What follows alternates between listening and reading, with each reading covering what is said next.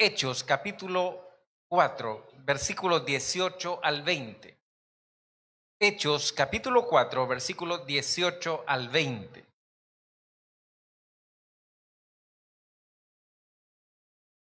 Libro de Hechos, capítulo 4, del versículo 18 al 20.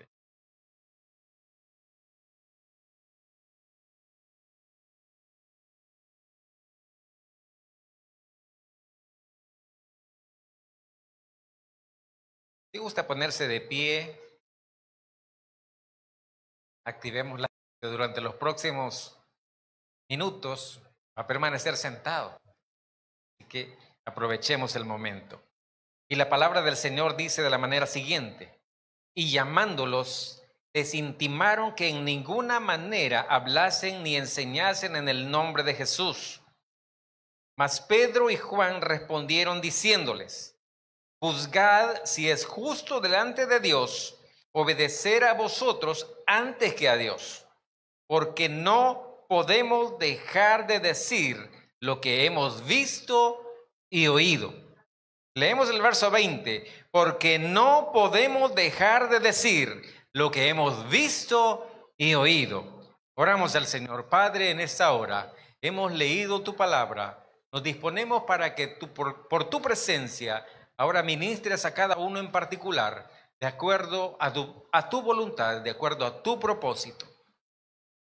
Que tu paz, que sobrepasa todo entendimiento, ahora nos conceda, Señor, ese favor de estar atentos, de recibir la instrucción, de asimilarla y de producir en nosotros tanto el querer como el hacer. A ti damos honor, honra y gloria en el nombre de Jesús. Amén. Puede tomar asiento.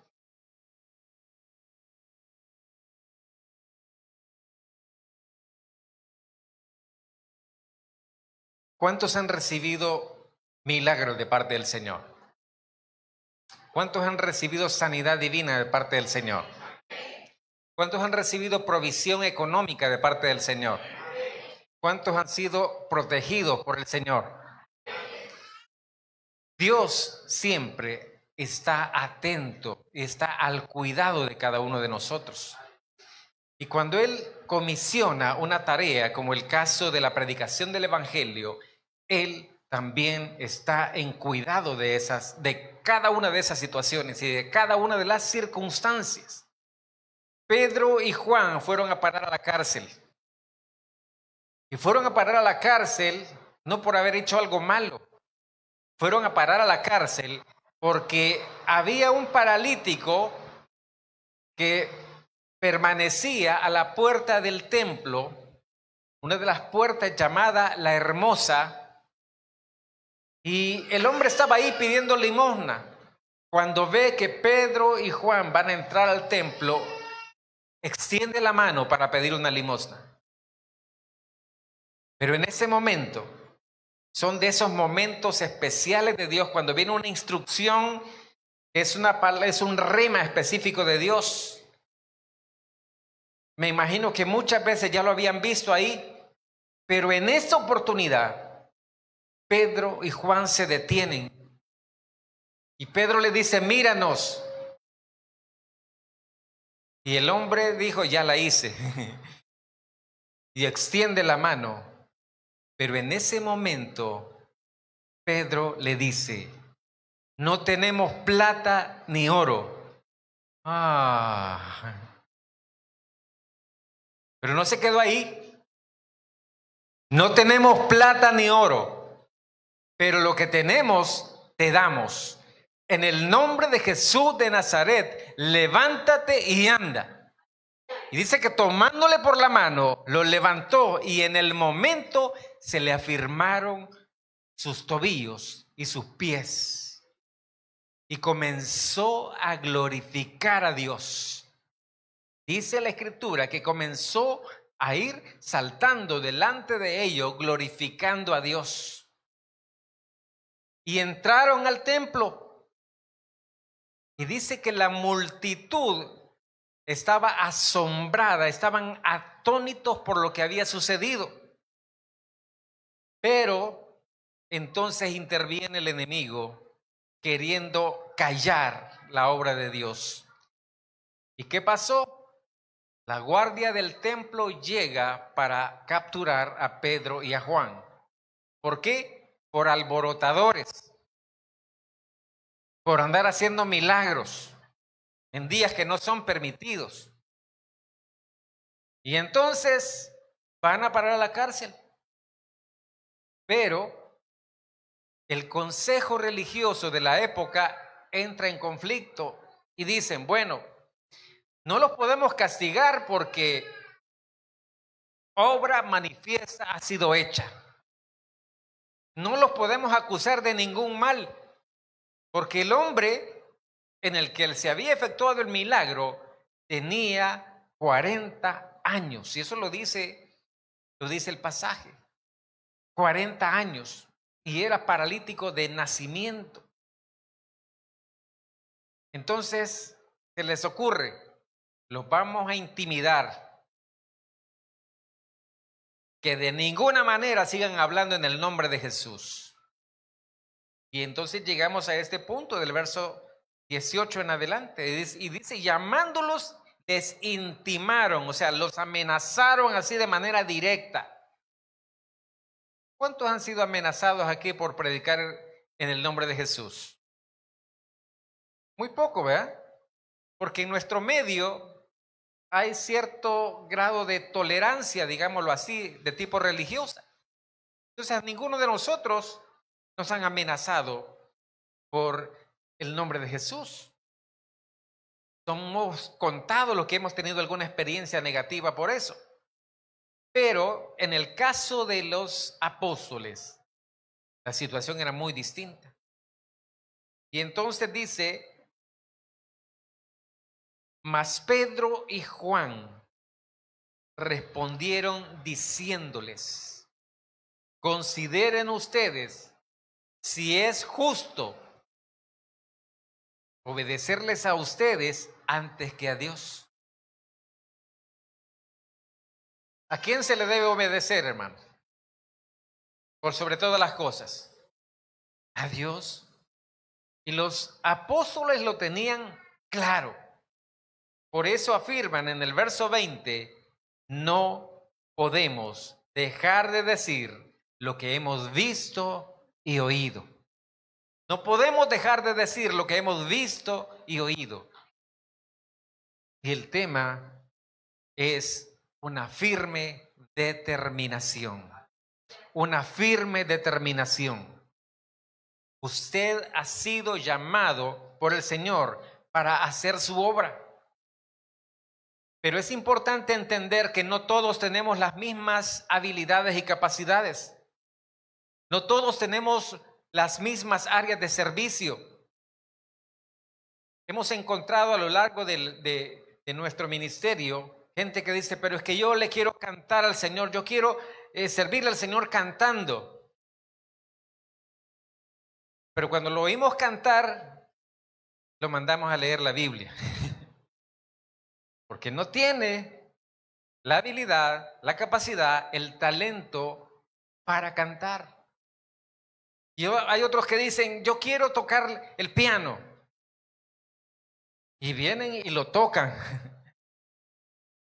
Pero habilidad musical no hay. Y entonces, ¿qué hacemos entonces, hermano? Si yo le quiero servir al Señor. ¿Sabe? Lo realmente importante no es lo que usted quiere hacer para Dios.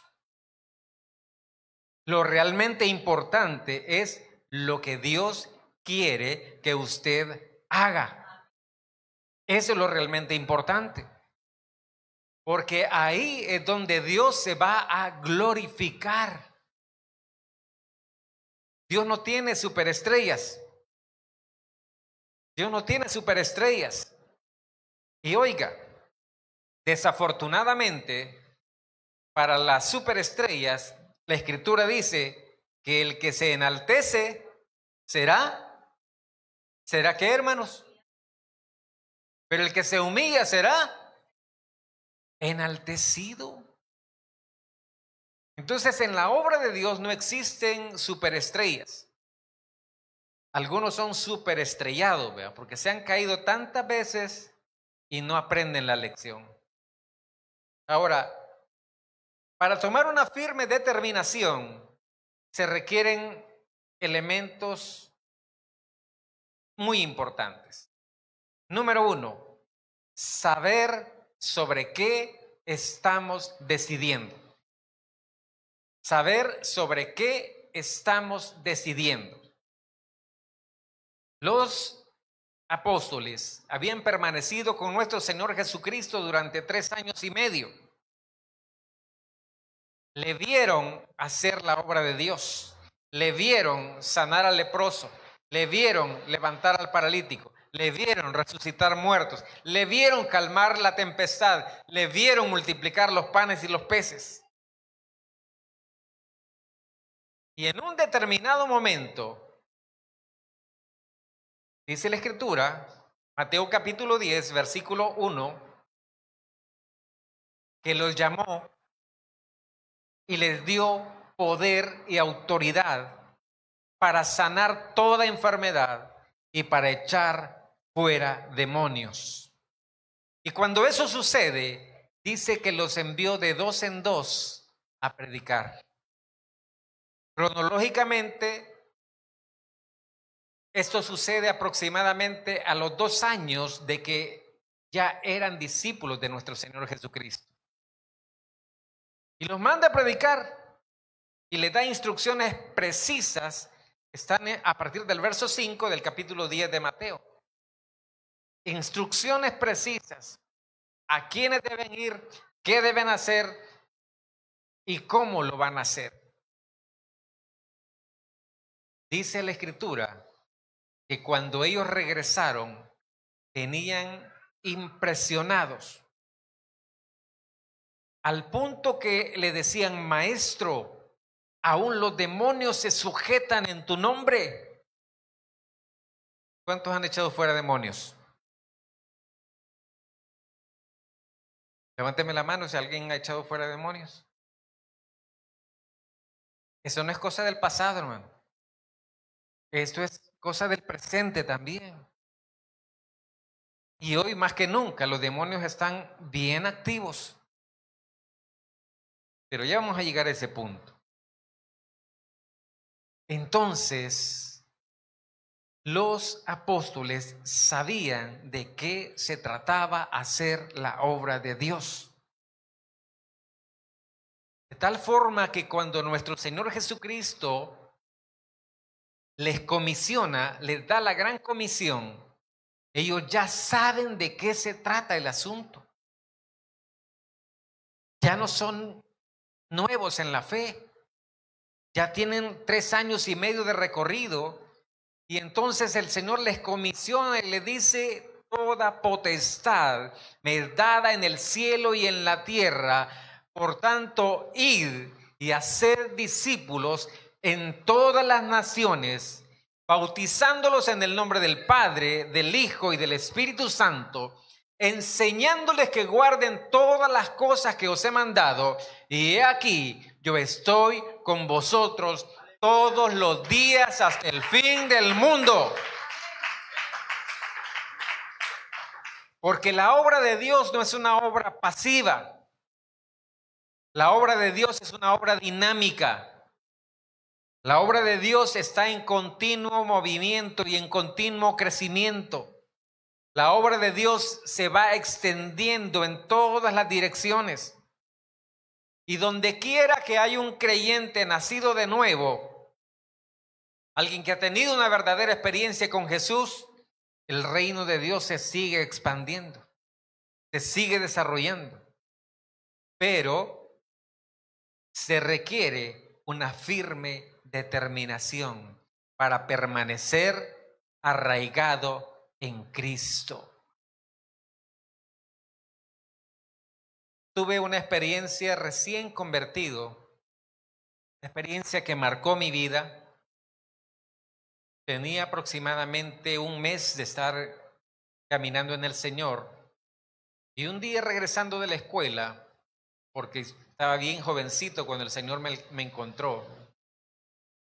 Me encuentro a mi único tío, varón, por parte de mamá. Está borracho,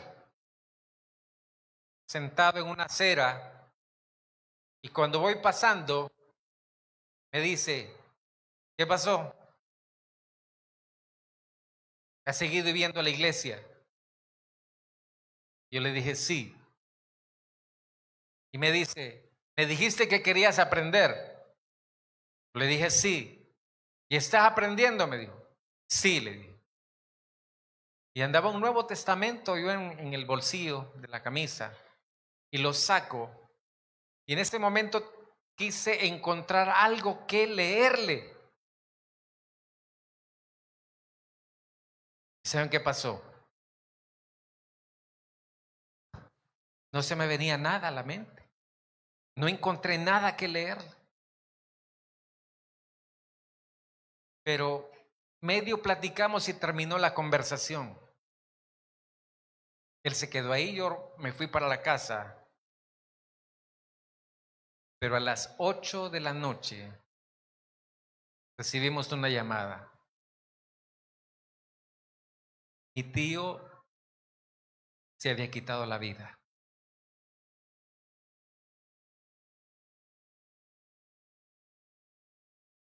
Lo que él buscaba no lo encontró. Yo tuve la oportunidad de hacer algo, decirle algo, leerle algo y no pude. Y ese día propuse en mi corazón que nunca más me iba a volver a pasar algo así. Comencé a leer las escrituras y a memorizar las escrituras porque estaba determinado a no permitir que nadie más fuera a partir de esa tierra sin antes haber recibido el mensaje de Dios. Han pasado 45 años desde esa determinación y el Señor nos tiene sirviendo con mi esposa sin horario, sin fechas especiales, porque Él ha tenido con nosotros un propósito, al igual que lo tiene con usted. No crea que porque usted está en este momento nuevo o recién convertido o sin hacer nada de manera extraordinario, no crea usted que Dios no está tomando en cuenta su vida. Dios no nos va a poner a predicar a todos. Pero oiga esto, Dios nos necesita a todos para evangelizar a este mundo. Todos tenemos diferentes dones y talentos, diferentes capacidades y habilidades, pero todos hemos sido llamados para evangelizar a este mundo.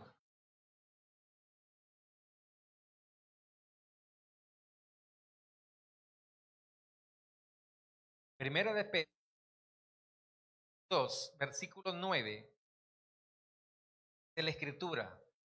Mas vosotros sois linaje escogido, real sacerdocio, nación santa, pueblo adquirido por Dios, para que anunciéis las virtudes de aquel que os sacó de las tinieblas a su luz admirable. ¿Cuál es la tarea? Anunciar las virtudes de aquel que nos sacó de las tinieblas a su luz admirable. ¿Y qué necesitamos para hacer eso? Haber tenido una verdadera experiencia personal con Jesucristo. Haber tenido un verdadero encuentro personal con Jesucristo. Haber tenido la experiencia del perdón de pecados. Porque eso es algo especial. cuando usted puede presentarse delante de Dios, confesar su pecado y experimentar el perdón. Eso es algo especial. Porque entonces, una vez que usted ha experimentado el perdón, usted puede acercarse a Dios confiadamente. ¿Cuántos alguna vez hicieron una travesura que merecía castigo? Levánteme la mano. ¿Ah? ¿Y qué hicieron? ¿Se corrieron? ¿Se escondieron? ¿Qué hicieron? Cuando de jóvenes o de niños hicimos alguna travesura, no queríamos llegar a casa. No queríamos presentarnos con mamá o con papá. ¿Qué hacíamos? Lo mismo que hizo Adán, se escondió. Pero miren, es sumamente gratificante el hecho de decir, me equivoqué.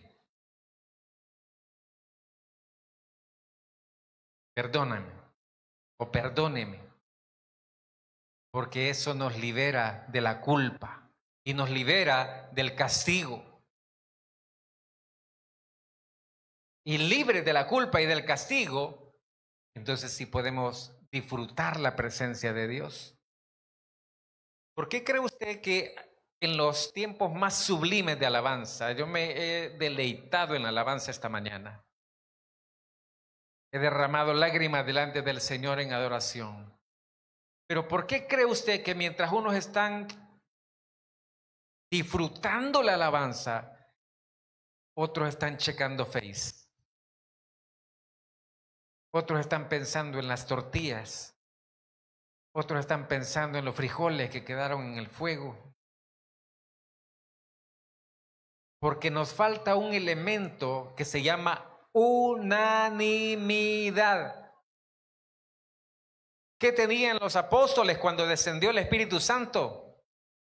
Unanimidad. ¿Y qué significa eso? De un alma. Significa que pensamos en lo mismo, queremos lo mismo y actuamos de la misma forma en pro de obtener eso que nos ha sido prometido. A los apóstoles se les dijo, permanezcan en Jerusalén hasta que sean investidos con poder desde lo alto. Y ojo, la Escritura dice que los que recibieron esa instrucción eran aproximadamente 500. Pero pasados 10 días, la Escritura dice que solo habían 120. El 25% nada más. El 75% se fue a sus actividades. ¿Quiénes recibieron el bautismo del Espíritu Santo? Los 120 que estaban ahí. Ahora, déjeme decirle también lo siguiente. Se puede tomar una firme determinación en lo natural, pero eso no va a durar. Porque dice la Escritura que en nuestras fuerzas, en nuestra calidad humana, es imposible agradar a Dios. Pero cuando tomamos una firme determinación, guiados por el Señor y por su Espíritu Santo, la cosa es distinta. Porque ya no caminamos en nuestras propias fuerzas. Ahora es el Espíritu Santo quien nos asiste para hacer lo que corresponde y para cumplir la obra de Dios. ¿Cuántos han sido llenos del Espíritu Santo? Como 3. ¿Ah? Mire, desde que creímos, fuimos sellados con el Espíritu Santo. El Espíritu Santo vino a morar en nosotros, pero está esperando que usted y yo le demos la oportunidad de guiar nuestras vidas. Está esperando que usted y yo tengamos la disposición de crecer en el Señor. Está esperando que usted y yo nos dispongamos a obedecer el mandato del Señor. Está esperando que usted y yo dejemos de jugar a la religión. Porque desafortunadamente, el día de hoy, nuestras congregaciones, hermanos, tienen al menos 4 tipos de personas. Están los visitantes, que son gente que viene así de vez en cuando. ¿Eh? Pero también están los simpatizantes. Esos vienen con más frecuencia, les gusta la alabanza, les gusta la prédica, pero no quieren compromiso. Están los miembros de la iglesia, que son los que le dan la operatividad a la iglesia. Son los que se encargan de ver que todo esté en orden, de que las sillas estén puestas, de que al pastor no le falte agua en el púlpito, de que todo esté listo y preparado para recibir a todos los que vienen. Esos son los miembros comprometidos. Pero hay un grupo reducido que son los discípulos del Señor. A estos se les dice, fíjese que me duele la cabeza, venga, vamos a orar. Fíjese que fulano está enfermo, deme la dirección, lo voy a ir a visitar. Fíjese que perdí el trabajo, no se preocupe, desde ya vamos a orar para que el Señor le provea un trabajo. La gente que hace la obra de Dios, esos son los verdaderos discípulos. Es un grupo reducido, pero son los que mueven la obra de Dios. Pero para eso se requiere una firme determinación. No dejar de decir lo que hemos visto y oído. ¿Qué ha visto usted a lo largo de su vida? ¿Qué ha visto? Ay, hermano, si yo le contara, es que yo nací sin estrella, dicen algunos. Porque algunos creen en el destino y entonces piensan que nacieron con mala estrella. Yo nací con mala estrella, a mí nada me sale bien. ¿Sabe qué es lo que sucede? Existe la bendición y existe la maldición. Y la Escritura nos dice que nosotros fuimos beneficiados con la bendición, porque Cristo Jesús se hizo maldición por nosotros. Y habiendo Él pagado el precio de nuestro pecado, nos ha hecho libres del castigo y de la culpa. Porque hemos sido llamados para heredar bendición.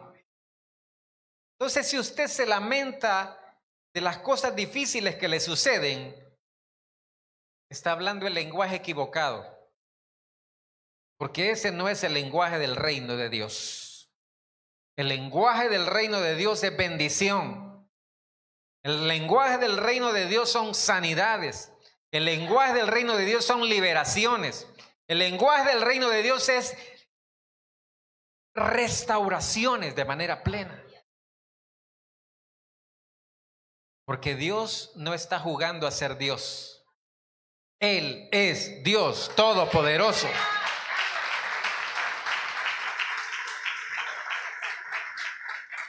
Pero aquí viene el golpe.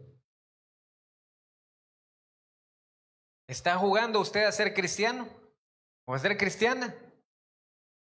¿O tiene una firme determinación de seguir al Señor, pese lo que pese y pase lo que pase? ¿Está determinado usted, determinada para seguir al Señor a pesar de todo? Mire, hermano, en cosas simples, nuestra fe es puesta a prueba. En cosas simples, nuestra fe es puesta a prueba. Y todos los aquí presentes esta mañana fueron puestos a prueba. ¿Con qué, hermano? Con lluvia. En nuestra iglesia pasa, y hablo de nuestra iglesia porque nos consta, en nuestra iglesia pasa, comienzan a caer las llamadas. Ay, hermano, discúlpeme, pero fíjese que no voy a poder llegar porque está lloviendo. Y no crea que es una sola llamada. Es gente que muchas veces está programada como parte de las actividades en alabanza, en el área de canto, dirigiendo o predicando. Si una lluvia le detiene, ¿será que tiene una firme determinación?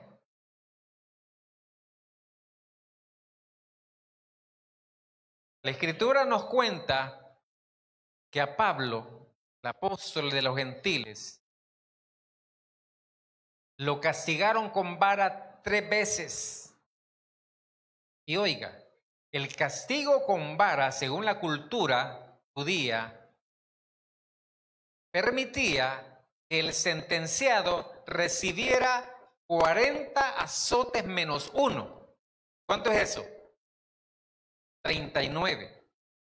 Porque se consideraba que el último golpe podía ser letal. Le podía quitar la vida. Entonces permitían hasta 39. Y Pablo dice, 3 veces azotado con vara. 2 veces lapidado, o sea, lo agarraron a pedradas, pero no porque le cayó una, sino más. La multitud se agolpaba y lo apedreaban hasta considerar que estaba muerto. Y Pablo dice, todo lo que fui, todos mis títulos, todos los reconocimientos, todas las autorizaciones que recibí son basura. Lo tengo por basura y lo dejo atrás con tal de alcanzar el premio del supremo llamamiento en Cristo Jesús. Por lo cual, dice Pablo, dejando todo atrás, me extiendo a lo que está por delante para ver, dice, si al final logro ser asido o tomado por Dios y ser partícipe de la gloria eterna. Por eso él dice, no pretendo haberlo alcanzado ya todo. No me jacto de nada, pero me esfuerzo. ¿Y por qué se esforzaba Pablo? Porque tenía una firme determinación.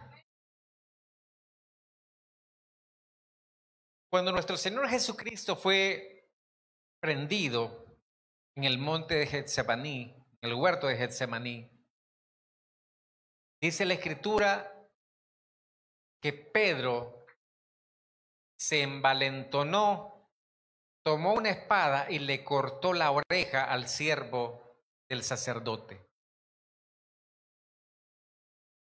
Y Jesús tiene que decirle, momento, Pedro, esto no es así. No es con violencia natural. Dice la Escritura que recogiendo la oreja, ¿qué hizo? Se la pegó al hombre. Y a partir de ahí, los discípulos corrieron. Sálvese quien pueda. Y ya conoce usted lo que pasó después. Todo el martirio que nuestro Señor Jesucristo padeció. Pero hay un momento crítico en este punto. Y el verso 26-42 de Mateo dice que Jesús le dice a sus discípulos, estoy triste, estoy angustiado,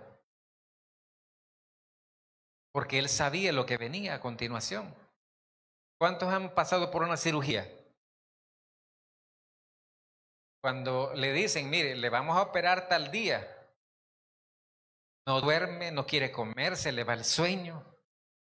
Y cuando hay que ir a exámenes, ¿qué pasa? ¿Ah? Y cuando hay que ir al parcial, ¿qué pasa? Maxi, si no hemos estudiado, ¿eh? Cuando llega el momento de la prueba, hermanos, ahí se descubre si hay una verdadera determinación. Jesús les dice, oren conmigo. ¿Y qué pasó con los discípulos? Se durmieron, hermano. Porque el que estaba determinado era él, pero no los discípulos. Y no le ha pasado, a los pastores nos pasa seguido, hermano, a cada rato pasa.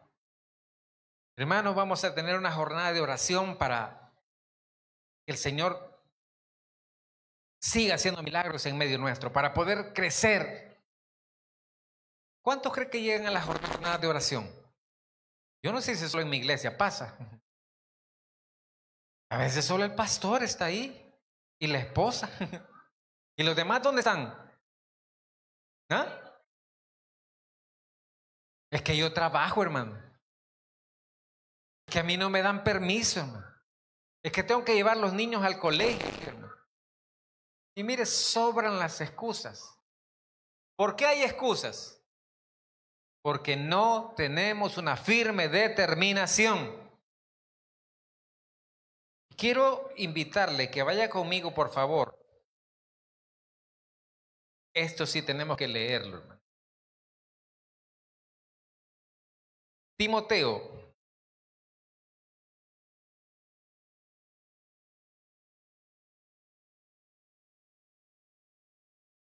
Segunda de Timoteo.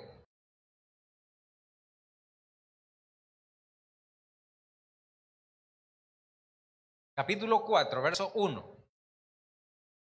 Segunda de Timoteo, capítulo 4, verso 1.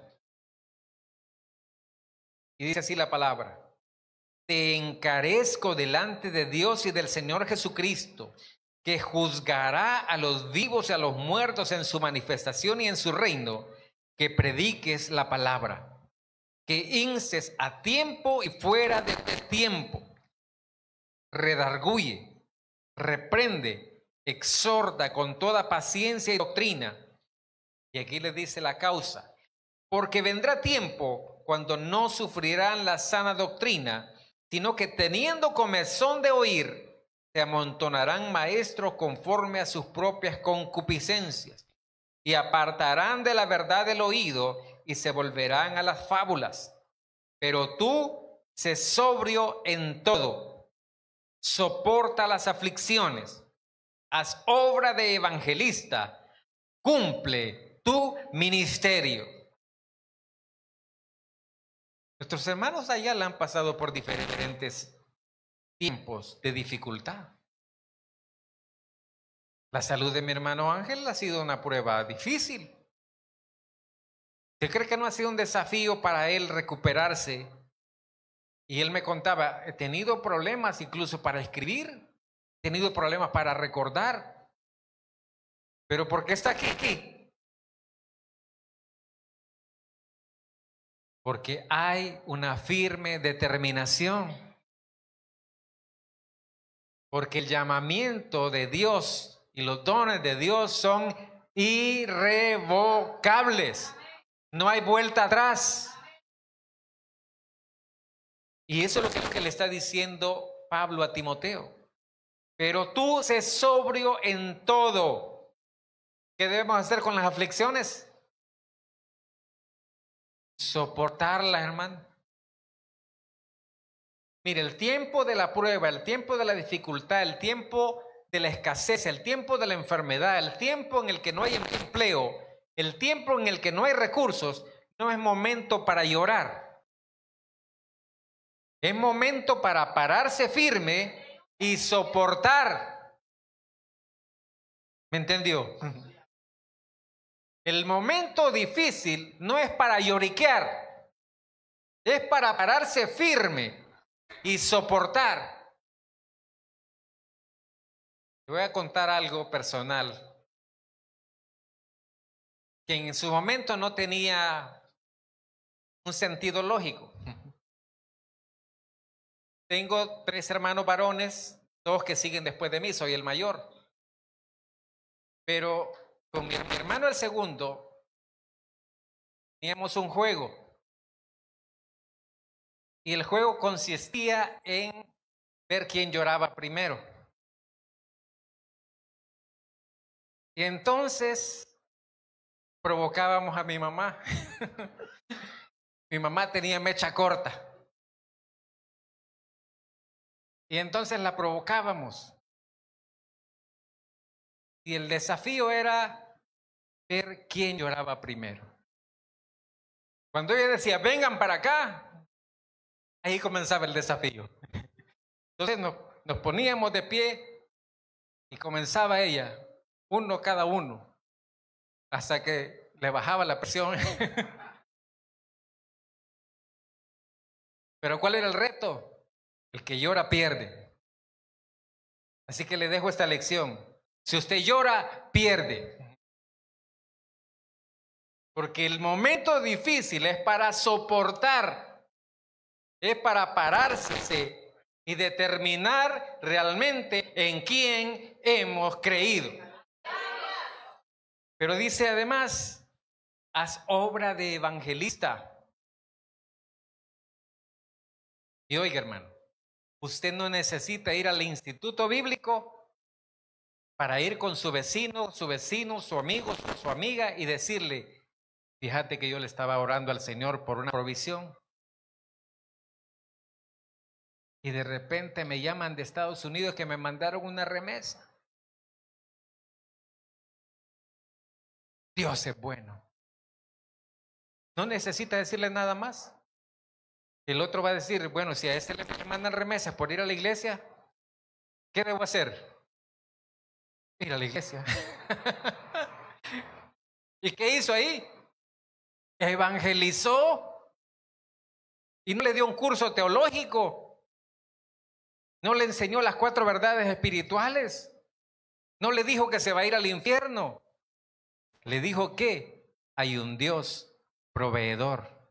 Que hay un Dios que está al cuidado de nuestras necesidades.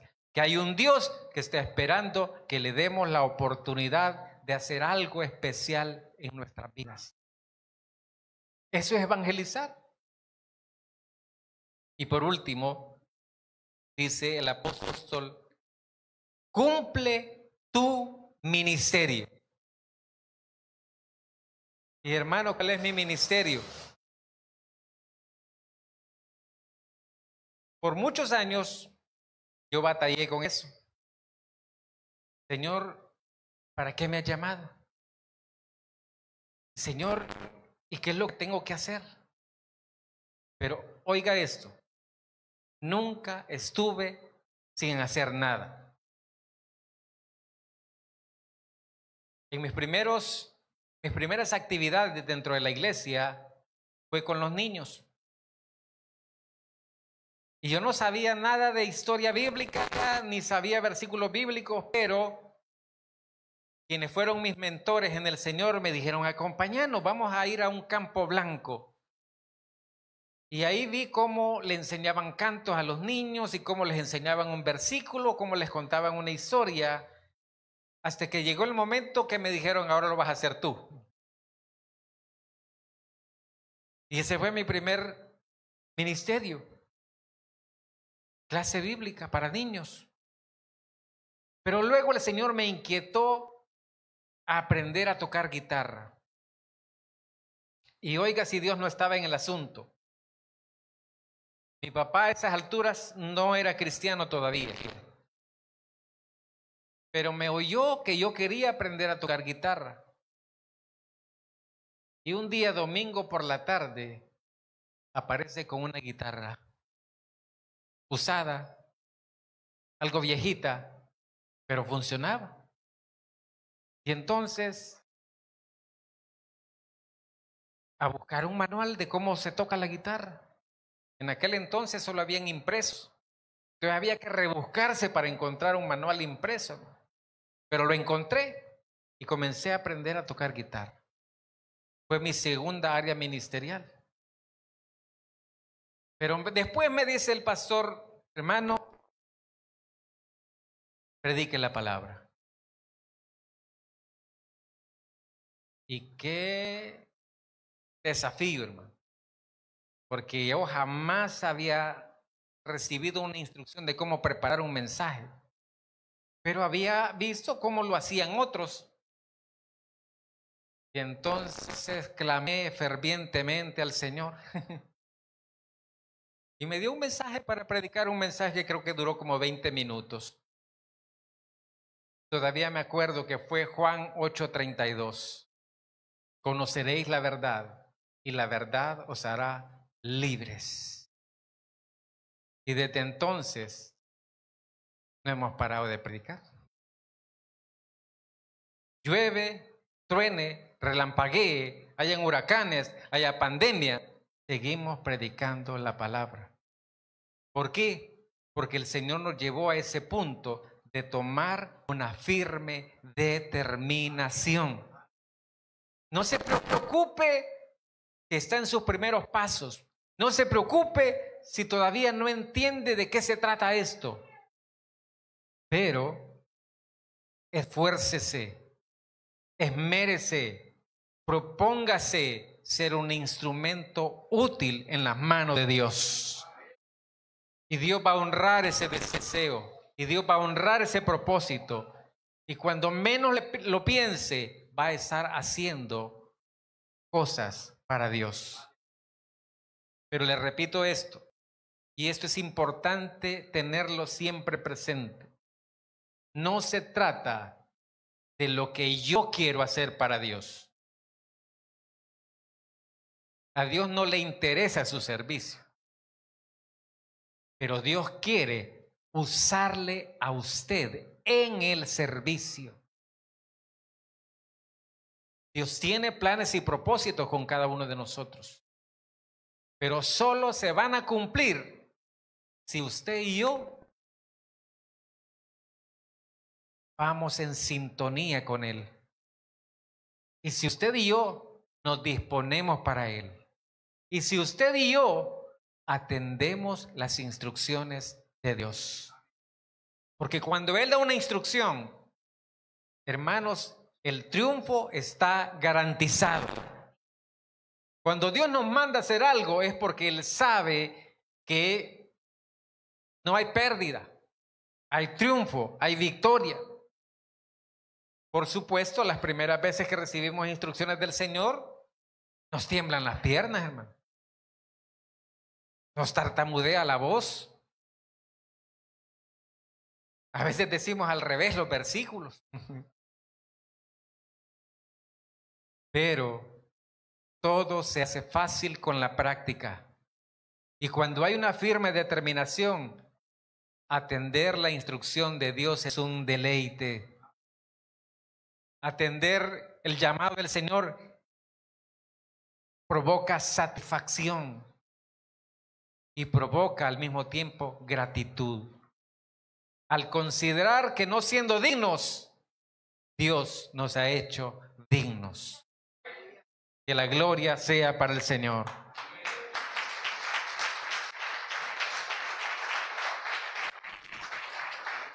Quiero invitarle a que se ponga